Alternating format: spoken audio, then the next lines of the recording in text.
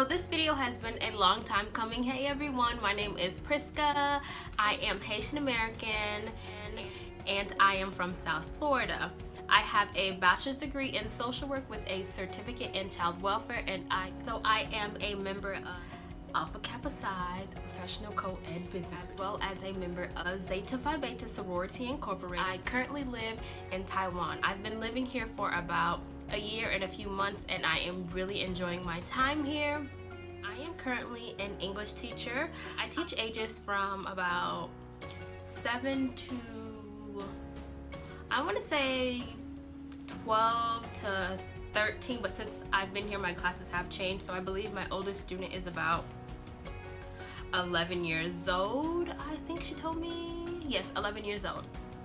And I had been telling my parents for about a year that I was leaving the country, and they didn't believe me. No one actually no one believed that I was leaving the country, and I kept telling them, like, guys, I'm leaving the country, so get ready, and I don't know how long I'll be gone. I don't know what I'm gonna do.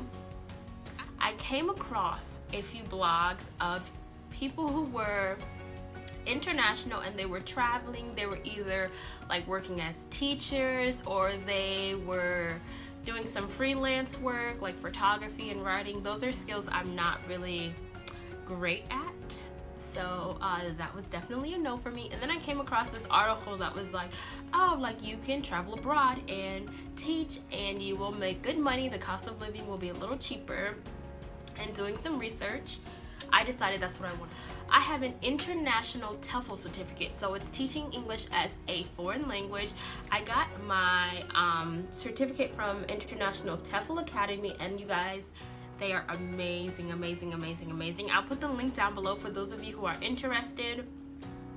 But International TEFL Academy is like a 13-week program in which you get certified to teach English as a foreign language overseas. And I'm gonna be honest, it is a little pricey, but the perks are so worth it. Sorry, let me correct myself. It's about 8 to 13 weeks. I'm not sure. I took my class online, so it was about 13 weeks if I'm remembering correctly, but there is an option to take class at their headquarters in Chicago. And guys, this is a legit company, don't worry. I know I had feared that, oh, like, this is not a real company, like, what am I getting myself into? But I am one who does extenuous research when it comes to something I really want to do. So I had like looked up the company, looked up reviews, like found people that have gotten certified with this company, International TEFL Academy. So some of the perks that come with getting are things like an alumni network, you get an advisor, you get added to all these Facebook groups. Oh, well, you add yourself to all these Facebook groups, but you can only add yourself or be added if you are a member of like the class and projects and stuff. They don't help you get a job per se, but they do have things such as like brochures you can look at with country charts. It'll show you like what country, some of their cultural aspects and do's and don'ts, how much you would make averagely, like monthly, how much the cost of living is, and all the documents that you need. I can't really think of everything right now. If you guys have any questions, don't hesitate to contact me. So my advisor was absolutely amazing, and she like literally helped me with almost everything except for getting a job. She was available, I don't want to say 24/7 because, you know, a girl's gotta sleep, but any questions that I had, I like didn't hesitate to contact her, and she responded as soon as possible. So when you're taking the course, you're in a class with about, I think, 25 other people if you take the course online.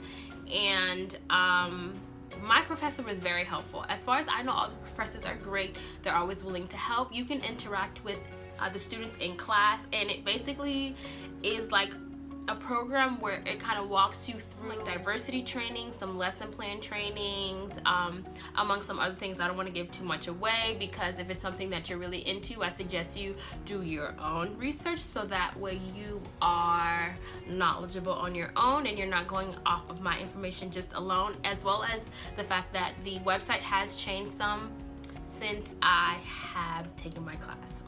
It also gives you links to where you can apply for jobs, or you can go to a page that has like known recruiters. And my recruiter, Brian Wu, hey, shout out, I don't know if you're gonna watch this video, but Brian Wu was very helpful. So when going overseas, you need something like a resume. It's called a CV, a curriculum vitae or vitae. I'm not really sure how to say it because I have an accent.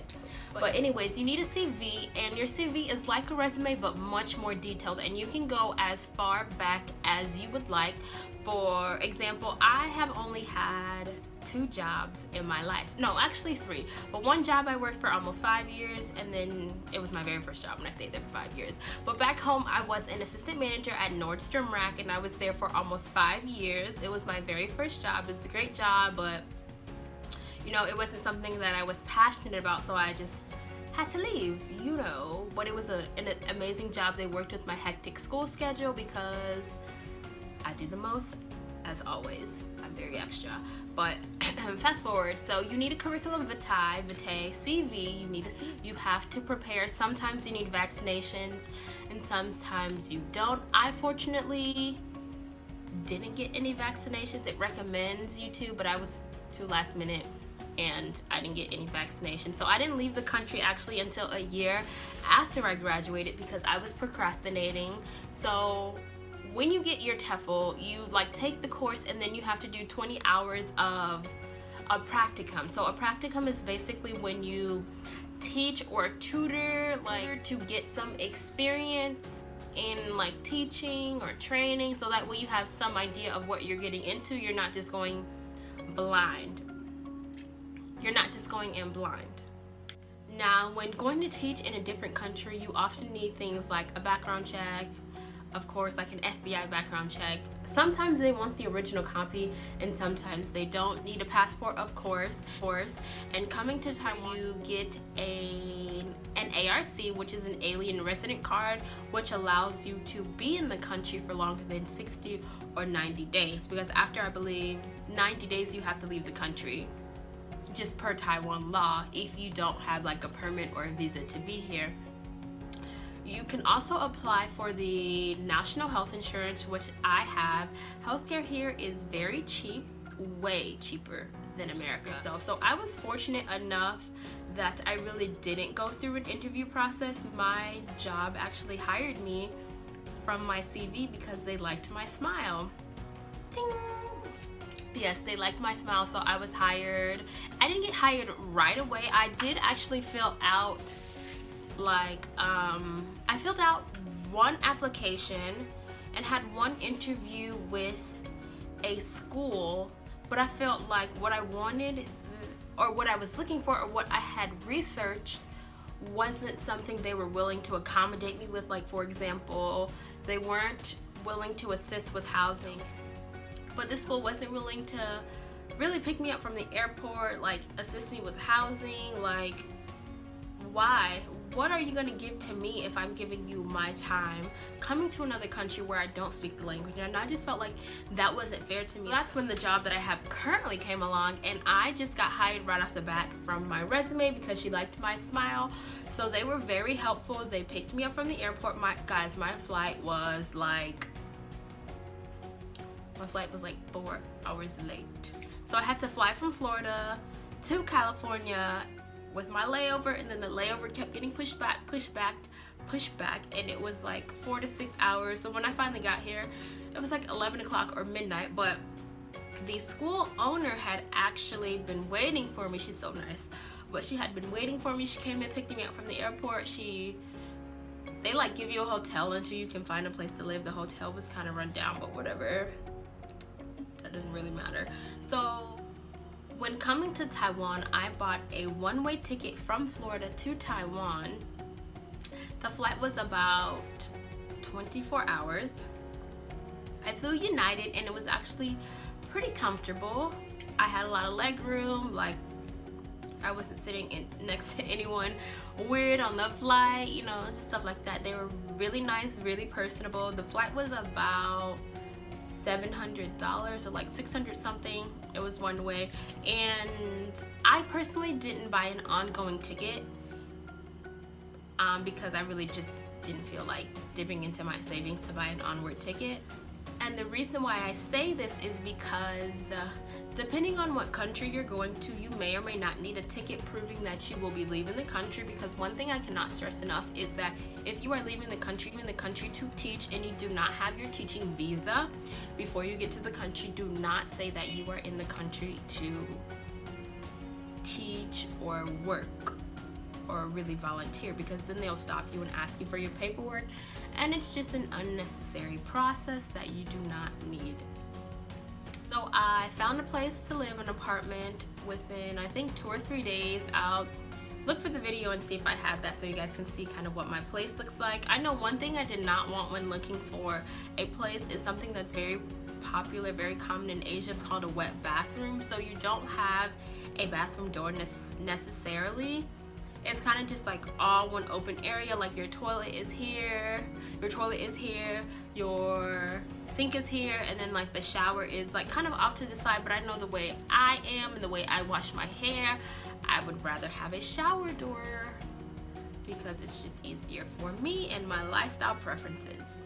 I actually work for a company called Neuralink English Academy. Here is my work shirt. It's the front, and here's the back. And the reason why I'm showing you guys this shirt is because my recruiter told me that the attire for Taiwan in teaching was business attire or business casual. Let me tell you, business casual in America is not the same as business casual in Asia.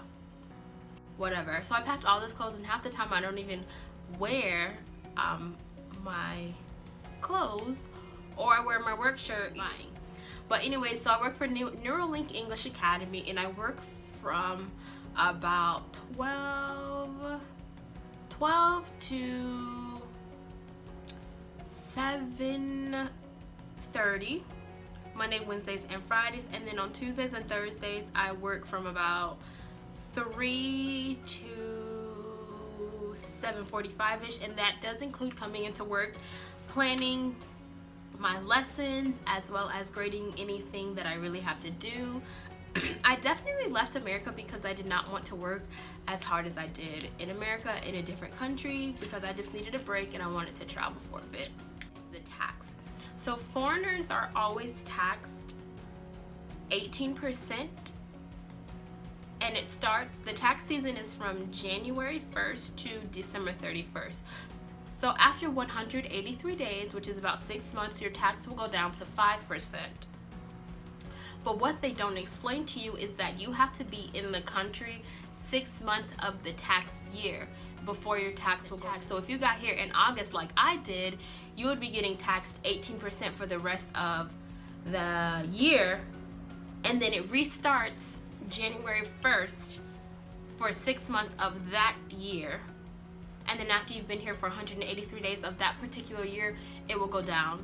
My experience here in Taiwan has been very good, actually. Like, I'm actually the first African-American teacher, African-American teacher to teach at my school. So a lot of times the students really don't know how to like take me, especially because I change my hair a lot, because I do my own hair for the most part.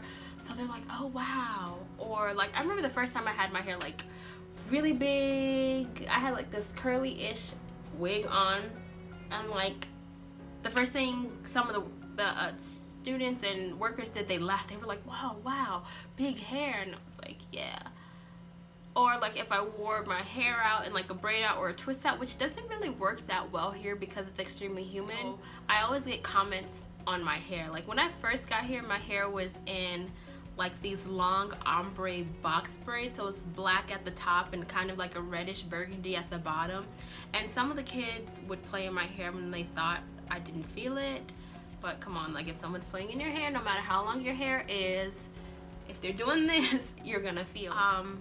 My city is very small, so a lot of them have not seen an African American, and if they have never really conversed or been up close to someone my skin tone, and sometimes it's really difficult and sometimes it's rather annoying because you have some people that will sneak pictures of you, you have some people that laugh and giggle, you have a lot of people that kind of just walk up to you and want to have a conversation and practice their English. And then one thing that I'm really adamant on explaining to people is that I'm not African, I'm not from Africa, but it's also really difficult to tell people that, oh, I'm from Haiti, or like I'm Haitian, because they don't really know what a Haitian. Can you speak Chinese?